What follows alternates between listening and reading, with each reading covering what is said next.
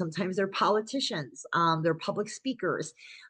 They have almost like an animal magnetism about them. So people do feel drawn to them. So as long as their thin, narrow, delicate labia is not a result, again, of, some sort of procedure like labiaplasty, it has to be natural. So if this person had labiaplasty, you're going to be reading them for broad, full, robust labia, even if that's not what it looks like now, because they had a procedure done to change their natural, disposition. So again, thin labia, natural thin labia, are associated with women who have a tendency to, they're very vivid speakers. They're very vivid speakers, right? And if the labia are even in length, for example, you know, um, no matter which area is broadest, this woman is usually ruled by materialism. She's interested in experiences. She loves travel. She loves new food. She usually will actively seek out very exotic or unusual belief systems, as well as friends from very diverse cultures. Whereas if the left labia is longer than the right, as an example here, um, she has the potential to be fairly financially savvy, right? She's usually very good with money, kind of like the financial wizard of the house. It may not be recognized by those around her, but she is very good with money. Um, so, I mean, she's somebody who is a strategizer. I can't strategizer.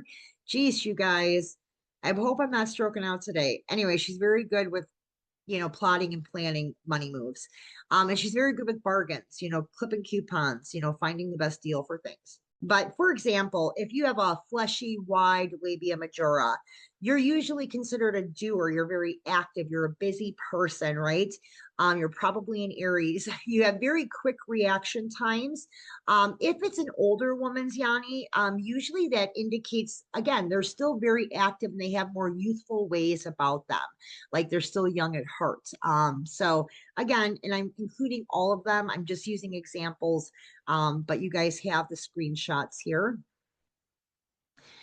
So the color of the labia majora, for example, usually this is kind of related to heredity, so it could be lineage based, but you should take the overall skin color into consideration when assessing the individual.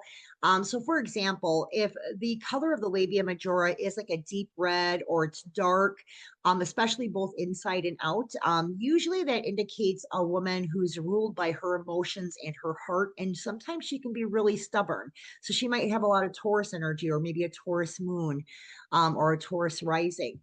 If you're reading a vagina that is shaved or waxed, this is a fashionable person. They're a people pleaser usually. They're really got a lot of Leo energy, that they're bold. A lot of times these individuals may be a bit emotionally stunted. They might appear more emotionally childlike. They may have fears, and anxieties about disease or health issues related to sex.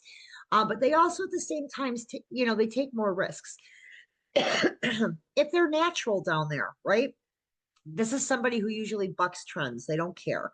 They are very nature oriented. They have good coins energy. They're usually very anti-authoritarian, right?